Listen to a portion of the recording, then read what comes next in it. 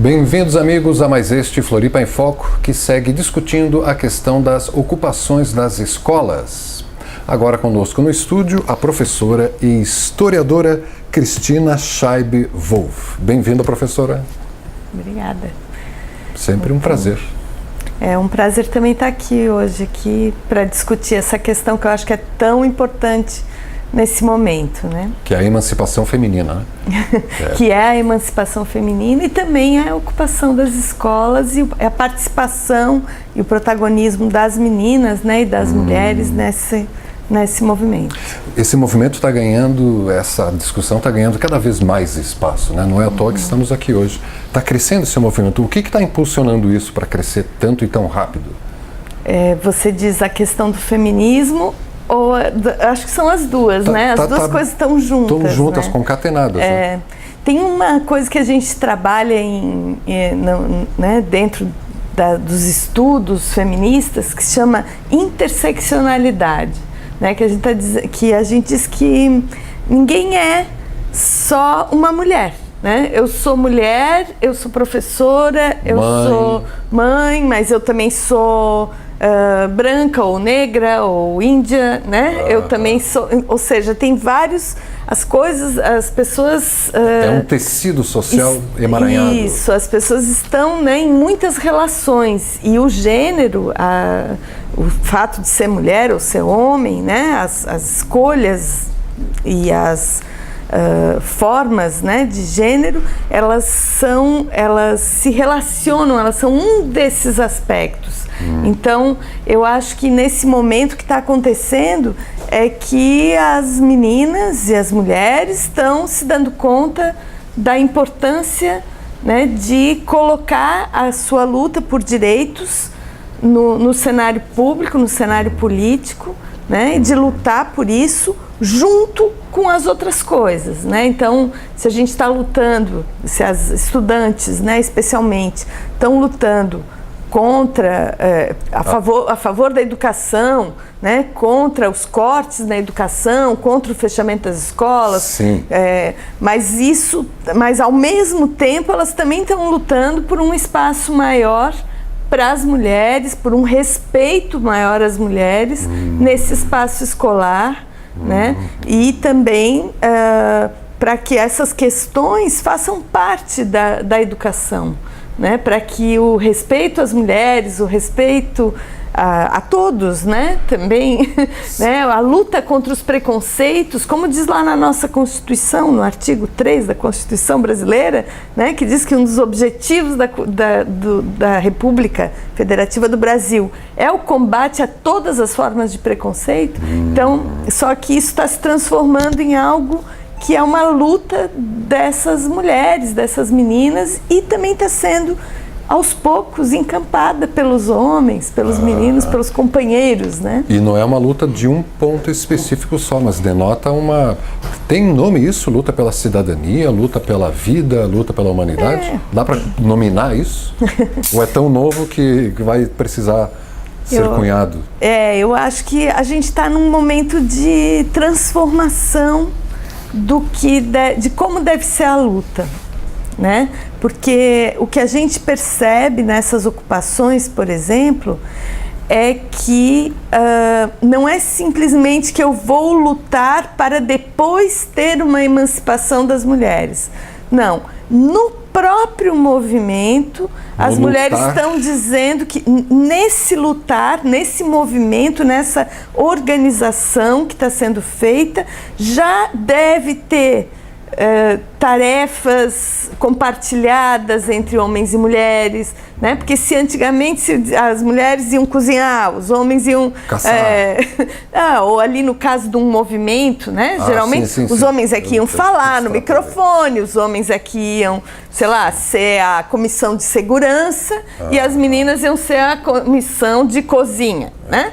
Hoje não, agora elas estão dizendo não, na comissão de cozinha tem que ter homens e mulheres, na comissão de segurança tem que ter homens e mulheres, e não vai ser só os homens que vão pegar o microfone e falar, vão ser também as mulheres, né? Quer dizer, é esse tipo de transformação que eu acho que está acontecendo, que não é tanto só uma reivindicação, é mesmo um protagonismo. Uma ocupação de espaços. É uma ocupação. Vamos ocupar não só a escola, vamos ocupar também, né, esse lugar de protagonismo. De direito. Aliás, falando em ocupação, a professora Cristina Scheib-Wolf é do CFH, né? Nosso Centro de Filosofia e Ciências Humanas, da UFSC, que nesse momento também está ocupado. Nesse momento ele está sendo desocupado. Está sendo desocupado agora. Está em processo de desocupação. Pacificamente, dentro dos limites da Constituição. Num acordo, né, com a direção do centro, com os professores, né, e os estudantes. Eles agora estão desocupando. Não quer dizer que essa luta terminou, né? Só quer dizer que nesse momento eles estão iniciando essa desocupação. O que terminou foi o ano letivo, né? Porque está se entrando em férias na universidade, então... ainda não, ainda vai mais um tempinho, né? Um pouco tempo, né? Mas então, eu puxo essa questão da ocupação do CFH, porque lá já ficou dito e sabido que as meninas tomaram a dianteira, né? Distribuem todas as tarefas, os meninos foram convidados a irem para a cozinha e elas tomaram a dianteira mesmo. Mas para balizar um pouco a nossa conversa e para ficar mais didático para o telespectador internauta, professora, vamos rodar aqueles minutos iniciais, 2 minutos iniciais daquele belíssimo documentário Lute como uma Menina, um documentário recente do ano passado, inspirado pelas primeiras ocupações das escolas que o Alckmin queria fechar no estado de São Paulo, né? Vamos assistir esses 2 minutos do documentário e a gente já volta para discutir, continuar debatendo esse protagonismo feminino com a professora Cristina. Vamos lá, Fernando. O que significa para mim, Lute como uma Menina, mudança. Que a gente está quebrando o tabu mesmo, a gente está quebrando o tabu de que só os meninos são fortes. As mulheres estão se empoderando, as mulheres estão se colocando no lugar que elas tinham que estar, no lugar que elas sempre tinham que ter estado. Só de você ligar o Facebook, você vai ver lá a menina discutindo com o policial, levantando voz, puxando cadeira, tipo, lutando mesmo, sabe? Os homens se gabam muito por ter mais massa, mas isso é tão insignificante porque... Na real, o que a gente tem que fazer é resistir, e é o que a gente sabe fazer de melhor, resistir, porque a gente tem que resistir todo dia. Quando você vê uma mulher batendo de frente com um policial, todo mundo fica chocado, mas na verdade mostra a força que a gente sempre teve e sempre reprimiu. Que não é porque eu sou menina que eu sou fraca, que eu luto que nem uma garota, mas isso não quer dizer que é ruim, isso quer dizer que eu luto. Então lutar como uma garota pra mim agora é sinônimo de força. Isso é uma das coisas que eu queria muito que você mostrasse nesse seu documentário, que, mostra pra elas que elas são muito mais do que esses caras acham que elas são, entendeu?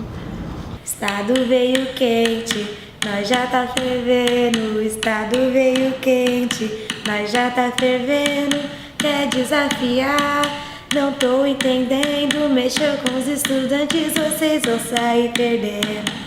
O Fernão é escola de luta, Godofredo é escola de luta, todas as escolas de luta, fica preparado que se veja nós ocupa.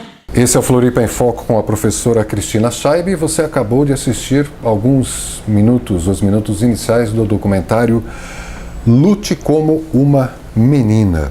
Isso aí denota uma coisa que não tínhamos até bem pouco tempo, né, professora? As meninas estão em todas as frentes de luta, mas principalmente elas com um respeito a mais, com um plus, com uma autoestima maior.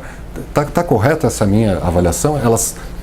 Vocês estão trazendo isso tudo? Então, eu acho que a gente está vivendo esse momento que as meninas estão realmente assumindo esse papel de puxar os movimentos, né? De estar ali no microfone, né? Tem o caso daquela menina, Ana Júlia, que ficou muito conhecido, na Assembleia Legislativa do Paraná. Na Assembleia Legislativa do Paraná, que fez um discurso maravilhoso, né? Viralizou na internet, porque realmente ela disse aquilo que todos queriam ouvir. E não que ela tenha falado especificamente do caso das meninas, né? mas ela estava falando dos estudantes, mas ela é uma menina, né? E a gente está muito mais acostumado a ver na política os homens com esse papel de protagonistas, né? Aquele que vai falar, que faz um discurso mais articulado, geralmente tem sido os homens. Então, eu acho que esse momento que a gente está vivendo é isso. E eu percebo, até porque eu tenho uma filha também, adolescente, né? Que está aí nesse processo, a gente percebe que elas têm se incomodado cada vez mais com o machismo. Quer dizer, o machismo, ele é oprime. Ele é um processo que a gente viveu a vida inteira, que a gente vive, né? Está impregnado na nossa cultura em tudo. A gente vive falando coisas machistas, né? Todos nós, inclusive as mulheres. Até inconscientemente, né? Isso, até porque a gente não percebe, mas elas estão começando a perceber, entende? Então agora, se um menino fala alguma coisa, elas já estão... Não pode falar assim. Um professor, né, faz piadinha machista, elas estão se incomodando, isso está indignando, está criando indignação, e esse é o primeiro passo. Né? Porque a gente, na nossa sociedade, não costuma admitir, assim como a gente, na sociedade brasileira, não admite o racismo, né? A gente tem uma dificuldade grande de admitir que nós nós temos uma cultura extremamente racista, a gente também tem uma cultura extremamente machista e que é difícil aceitar, muito difícil enxergar falar isso. Porque é muito enraizado na própria cultura, né? A gente às vezes nem percebe e tá reproduzindo comportamentos, falas, na nossa própria linguagem, né? Quando a gente xinga alguém, a gente xinga a pessoa pela sua mãe, né? Ou pela sua... Não é, né? O que pela é pessoa em si. Não é pela pessoa em si, né? Metem... a gente já chama a mãe dele, né? De alguma coisa, a gente já... Então, até esses xingamentos denotam, né? O nosso machismo. Preconceito. E por que nesse momento isso está vindo à tona? Porque a mulher foi para o mercado de trabalho, porque os homens estão... Que processo estaria permitindo, provocando esse acordar das meninas? Na verdade, assim, o movimento feminista é um movimento que vem já há muito tempo. Já queimou sutiã há muito tempo atrás. E já fez outras coisas, né? Já conseguimos o voto das mulheres no início do século XX, né? Então está sendo um processo ainda. Essa inserção no mercado de trabalho, hoje ninguém pode negar que a inserção no mercado de trabalho é enorme das mulheres. Agora, a renda ainda é menor das mulheres com relação aos homens. Né? A renda das mulheres é mais ou menos em torno de 70% da renda dos homens. Para cargos do mesmo nível. Não, isso pegando assim de uma maneira global. Geral. Né? Uma maneira global. Para cargos mais altos, a desproporção é sempre maior. Quanto maior é o tempo de estudo, maior é a desproporção entre o salário dos homens e das mulheres. Por incrível que pareça, hoje no Brasil as mulheres têm mais estudo do que os homens. Mas em média, a nossa renda ainda é 70% da renda dos homens. Então, é 30% menor do que a renda dos homens, em média. É bom que se diga isso. Mas nos casos de salário mínimo é o mínimo, né? Então, é igual. Mas nos casos de altos escalões, né? A desproporção entre o salário das mulheres e dos homens é maior ainda. Então, tem um fator econômico muito forte aí no meio, que é... pagar menos. As mulheres ganham menos do que os homens, geralmente, né? Numa maneira geral. Agora, não é só isso, né? Por outro lado, a gente tem todo um movimento que foi, e a gente pensou, agora estamos num momento bom. E, de repente, a gente tem, a partir do ano passado, né, já uma série de projetos, e já um pouquinho antes, alguns projetos de lei, alguns deputados colocando propostas que restringem os direitos das mulheres. Restringem? Exatamente, que diminuem os direitos das mulheres. Vale a pena né? citar o nome desses moços? Não. Se você quiser, né? Mas já teve lá vários daqueles deputados, Bolsonaro, né? Eu temia que você falasse esse nome. Esses nomes assim, né? Mas tem vários, não são só, não é só um, não é só ele é só, digamos, aquele. Especificamente restringir os direitos. Eles, por exemplo, os direitos reprodutivos, né? Que a mulher não pode ter licença maternidade, tipo assim? Não é só isso, porque um dos grandes temas que as mulheres têm colocado é a questão do aborto, né? E no Brasil o aborto ele é permitido em alguns casos, que é o caso de a pessoa ser estuprada, né? Isso. Ou caso em que a mulher corra algum risco de vida. E a proposta deles é tirar esses casos. Então, inclusive, né, mesmo no caso de estupro, a mulher teria que ter aquela criança, né? Olha só, e daí e esse tipo de projeto também teve né, que falou que as mulheres, por que as mulheres vão ganhar igual aos homens se elas vão ficar grávidas, então que não precisava ter o mesmo salário. Tem bobagem de tudo que é tipo. Né? Então esse tipo de coisa, de proposta política, fez com que as mulheres começassem também a dizer, não, nós precisamos realmente voltar à cena pública, nós precisamos lutar pelos nossos direitos. Né? Também algumas coisas que foram trabalhadas, a Lei Maria da Penha, por exemplo, começou a dar visibilidade à enorme violência contra as mulheres. Aquela lei do feminicídio que foi muito discutida, né? Que passou, mas foi com muita luta, né? Ela implica, eles mostraram, né, para a sociedade como essa violência ela é presente, né? E mascarada, né? E mascarada. Muitos acham que é natural, né?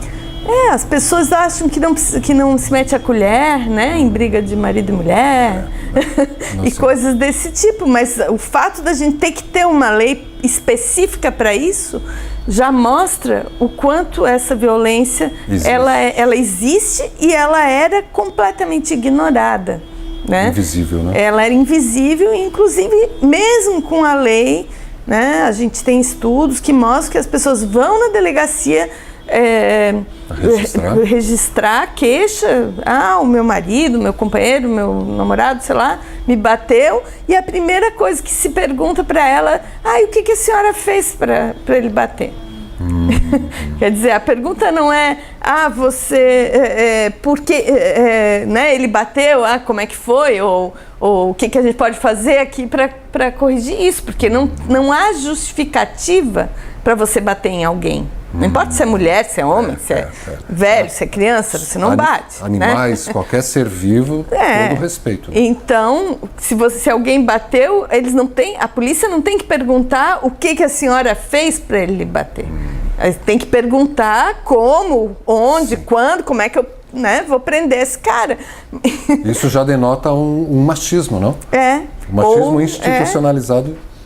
Ou no caso de estupro, né? A primeira coisa que se pergunta para a mulher é onde é que a senhora estava? Com que roupa você estava? Quer dizer, você tá já dizendo que a mulher é que tem a culpa, né? Que ela mesma é que provocou o acontecimento, o que é um absurdo. Então, acho que esse tipo de coisa e a veiculação disso através dos próprios movimentos, né, que tem trazido isso à tona, faz com que as meninas comecem a perceber essas questões no seu cotidiano, porque a gente percebe isso no cotidiano mesmo, naquelas piadinhas. Sim, no dia a dia, no salário, nas piadinhas. E trazendo de volta a questão da financeira econômica, isso não é só longe, né, de dizer que as mulheres não têm a qualificação para receber tanto quanto qualquer outro homem, mas tem uma coisa de dominação do capital aí mesmo, né? Uma forma de discriminar para pagar menos, para gastar menos em salário, assim como discriminam o negro, dizendo que ele não é tão capaz, como o índio não é tão capaz, é uma questão de lucro, né, de acumulação. Não dá para ter essa leitura também, professor? Dá para ter. Eu acho que o capital ele vai se utilizar de qualquer coisa. Ele se utiliza do racismo, ele se utiliza, né, do machismo, mas eu não diria assim que só resolveu, não é só resolver o capital, isso é uma questão cultural. Muito mais ampla. Muito mais ampla, que precisa ser pensada a partir daí também, porque se a gente for dizer, não, então vamos derrubar o capital, para daí chegar a uma justiça com relação a isso, a gente está colocando isso para depois, né? Pode ser feito um trabalho agora. Quando é uma coisa que a gente tem que fazer agora, e a gente tem que fazer isso assim, na nossa casa, na nossa sala de aula, na nossa empresa, no nosso local de trabalho. A gente tem que... É respeito, é uma questão de respeito. Você tem que respeitar as pessoas. E não necessariamente enfrentar, quando alguém falou, não, brigar com a pessoa, mas é trazer a discussão elegantemente. Assim. Mas às vezes precisa de briga, né? Precisa deixar claro. Às vezes precisa. Acho que em alguns momentos, as pessoas precisam ter uma sacudida, né? Às vezes a gente precisa ver algumas coisas mais fortes, né? Que vem em contraste, né? Porque, queira ou não, a realidade está colocada. O dia a dia, no dia a dia a gente vê exemplos. As pessoas é que realmente não enxergam, né? Tem que ter acorda, né? Acorda. E assim, olha, o número de pessoas que se queixam dentro da universidade, de alunas que vêm lá nos procurar no Instituto de Estudos de Gênero, falando, olha, um colega me assediou, um professor, acontece muito esses casos. O caso de assédio no trabalho, nas escolas, é incrível. Eu não estou falando só de assédio sexual, mas assédio moral também, né? E assim, é muito comum. E os professores e as professoras também, às vezes não se dão conta que ao dizer para as meninas organizar a classe e os meninos buscar não sei o que é pesado, quer dizer que elas também estão já reforçando, né, esses papéis de gênero, e isso vai minando, vai criando essa cultura de uma maneira muito forte. Vai reproduzindo, né? Bom, novamente, então, né, nada melhor do que trazer essa discussão à luz para todo mundo enxergar. Com certeza. Estamos aqui no Floripa em Foco conversando sobre o protagonismo feminino ligado aí com a questão das ocupações das escolas, onde as meninas estão dando um banho, né, professora? Com certeza. Com a professora Cristina Scheib-Wolf, que é historiadora e é do curso de História da Universidade Federal de Santa Catarina. Isso. E a professora também participa do IEG, Instituto de Estudos de Gênero, onde a professora acabou de se referir que há muitas reclamações, queixas. Apesar da gente não ter um serviço de atendimento, mas acaba que as pessoas, como conhecem o nosso trabalho, vêm falar, né? E que trabalho desenvolve o IEG? Então, o Instituto de Estudos de Gênero é um instituto interdisciplinar. Nós temos muitas professoras de vários centros da Universidade Federal de Santa Catarina, da UDESC também. Da UDESC também. E pessoas de outras universidades, né? E o Instituto, ele publica uma revista, que é a revista Estudos Feministas. O conteúdo ele está todo disponível online. Como é que faz para entrar no Estudos Feministas? O mais fácil que tem é entrar no próprio site do IEG, que é www.ieg.ufsc.br. E ali você tem no menu já a revista Estudos Feministas, o Fazendo Gênero, que é um evento que nós promovemos a cada 3 anos. Agora, Fazendo Gênero? Quando é que vai acontecer de novo? O próximo Fazendo Gênero é no ano que vem, em 2017, né, de 31 de julho a 4 de agosto. E junto com o 11º Fazendo Gênero, nós vamos estar recebendo, pela primeira vez na América do Sul, tendo o Women's World Congress, que é um congresso Mundos de Mulheres, né? Um congresso mundial. Isso. É um congresso mundial de mulheres que junta acadêmicas e ativistas para discutir as questões das mulheres, né? Ao redor do planeta. Essas questões. Ao redor do planeta. E isso é o IEG que está promovendo? É, o IEG é que está promovendo. A gente costuma chamar de IEG. Direia ser professora Cristina, está promovendo. Não, eu sou só uma, né, uma das pessoas que está coordenando, mas a gente tem uma equipe muito grande de estudantes, de professoras, de estudantes de pós-graduação, de ativistas também que estão se juntando a nós nesse momento para organizar esse evento, que vai ser um evento grande. A gente espera ter umas 5.000 pessoas ou mais aqui. Do planeta todo? De todo o planeta. Olha só. Já as inscrições para trabalho já estão abertas e as pessoas também podem inscrever oficinas, minicursos, né? Garantir a sua inscrição. Para quem quiser ainda apresentar alguma coisa. Depois, a pessoa também que quiser se inscrever simplesmente para ouvir, para participar, já vai ser aberta a inscrição oportunamente. E onde é que os interessados podem se inscrever para expor trabalhos? Da mesma forma, no site do IEG, ele já vai direcionar a pessoa, né, clicando ali para o site do fazendogênero.ufsc.br /WWC. WWC 2017. Que é o Women's Worlds. O meu inglês não é do nacional, viu, professora? Mas então, olha se não há um machismo sem querer da minha parte, mas quando a professora falou que vai ver esse congresso mundial de mulheres, de mundos das mulheres, eu ia perguntar, é só para meninas ou para meninos também? Isso não denota já um machismo, professora? Pois é. Então, só para meninas? Não é só para meninas, né? Qualquer pessoa pode participar, não importa o gênero, nem se é transgênero ou se é... tem tudo isso tem também, de tudo. Não temos preconceito nenhum. Certo. Né? É um congresso aberto. Inclusive, se você for olhar, já tem 150 simpósios temáticos que estão aprovados e vários deles são propostos por homens também. Então não é, né? Não é coisa só de meninas. Não é, mas é claro que o protagonismo das mulheres vai estar em evidência. Ele é evidente nesse contexto aí desse evento, né? As nossas 5 conferencistas principais, uma de cada continente, já estão convidadas, né? E são todas mulheres. Todas mulheres. Mas são as principais só, né? Depois nas mesas a gente vai ter homens e mulheres e pessoas de várias identificações. 5.000 pessoas na UFSC de 30 de julho a 4 de agosto, aí vão providenciar alojamentos, tudo por aí, porque é um evento de já massa. Estamos fazendo quebrando a cabeça.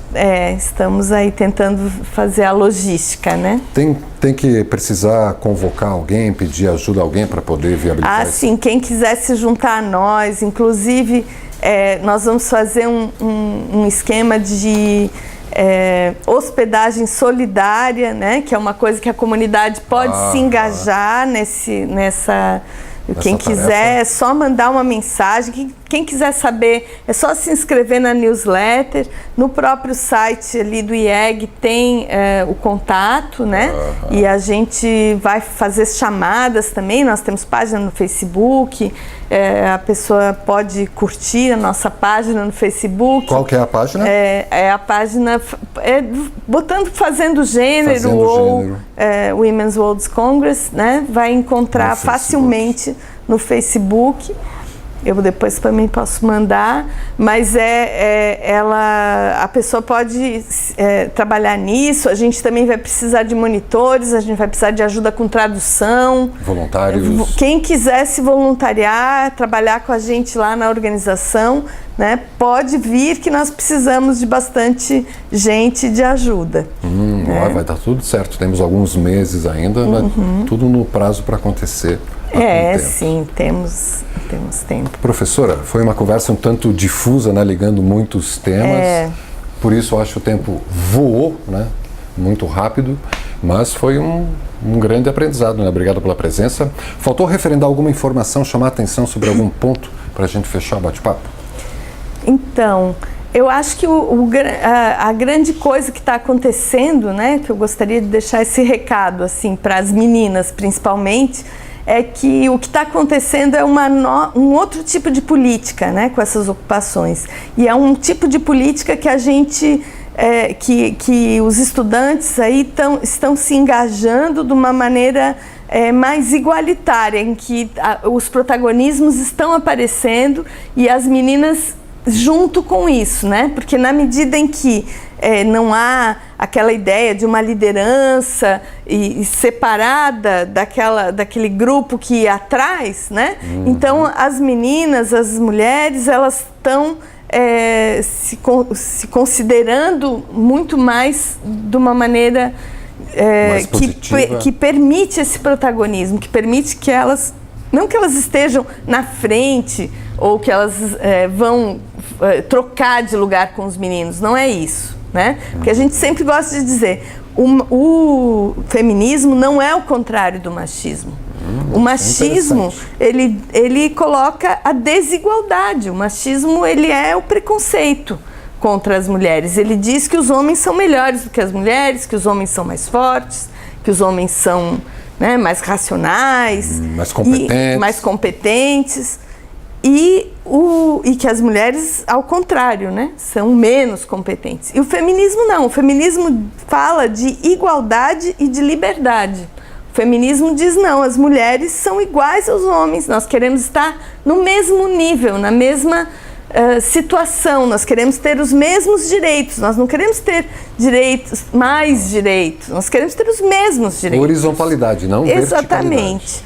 E nós queremos que não se tenha preconceito, que a gente tenha respeito uns pelos outros, né? Isso é o que o feminismo coloca. E eu acho que daí, acho que esse é o grande recado que a gente tem para dar, que é muito importante a gente pensar isso no dia a dia da gente. Um recado muito bem dado, professora. Parabéns, parabéns mesmo. Acho que abriu uma luzinha na cabeça de muito telespectador internauta. Obrigado pela presença e você, telespectador internauta, pela audiência, e reveja esse bate-papo com a professora Cristina daqui a pouco a partir das 22 horas na TV Floripa, a TV que você vê, ouve e sente a diferença.